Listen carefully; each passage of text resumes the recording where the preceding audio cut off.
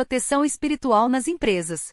Por Roberto Carlos Rodrigues. A proteção patrimonial das empresas brasileiras é algo fácil de ser identificado no nosso mercado. Protegem-se fisicamente as empresas com muros, cercas elétricas, alarmes, câmeras de monitoramentos, vigilantes armados e escoltas motorizadas. No campo das tecnologias, as empresas se protegem com software de segurança, antivírus cibernéticos, monitoramentos online, equipamentos sofisticados, etc.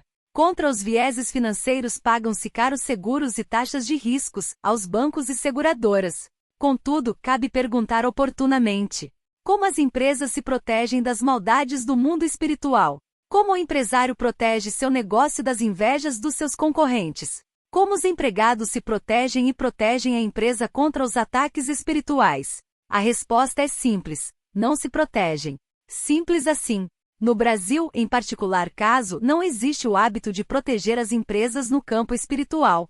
Como comumente se diz nos mercados: seja o que Deus quiser e vamos tocando a barca. Por conta disso, no nosso país, milhares de empresas são abertas todos os anos e a maioria fecha em menos de 2 anos. Diante das crises, algumas empresas fecham apenas as portas. Outras, infelizmente, além de falirem, mergulham seus donos em profundas dívidas e até mesmo em sérias doenças, como depressão, ansiedade, obesidade, cânceres e até mesmo casos de suicídios. É bom que se diga que uma empresa é uma personalização dos seus donos ou sócios. Por conta disso, elas podem sofrer os mesmos males das pessoas físicas. Quem pensa que uma empresa é apenas um conjunto de móveis, equipamentos, prédios e documentos, se engana profundamente.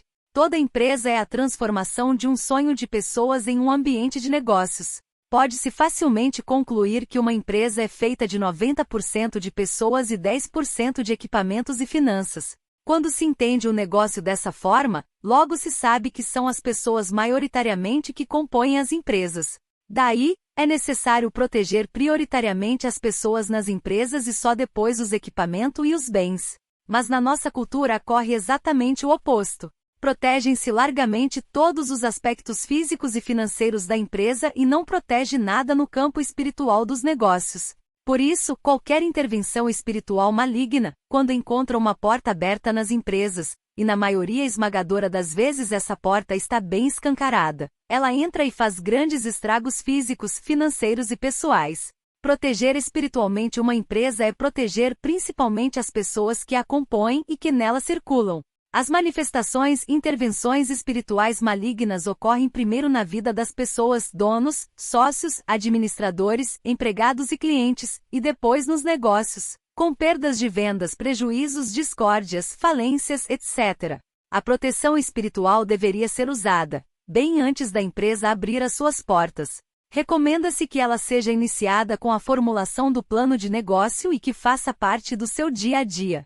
Desconsiderar as interferências espirituais nas empresas é a mesma coisa que desconsiderar seus números e demonstrativos financeiros. Assim como existem pessoas que invejam outras pessoas, existem pessoas que invejam os negócios dos outros e sobre esses lançam grandes maldades e pragas.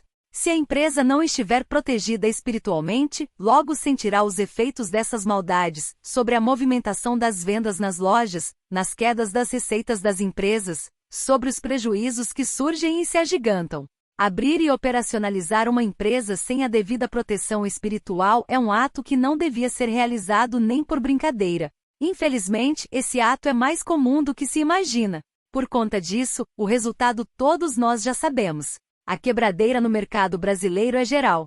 No nosso país, falir é mais comum do que empreender. Isso é fato. Assim como devemos proteger os patrimônios e os bens da empresa contra as surpresas do mercado e os larápios de plantão, devemos também protegê-la dos males do mundo espiritual.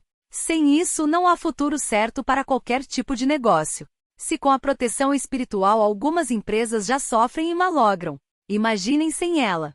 Antes e durante qualquer operação que envolva sua empresa, proteja-a também no campo espiritual. Faça sempre isso. Pois o mundo espiritual não dorme e pode ser que nesse exato momento alguém esteja traçando ou executando um plano maligno contra você e seus negócios. Você pode proteger espiritualmente sua empresa de diversas formas e maneiras, indiferente das suas crenças, religião e filosofia.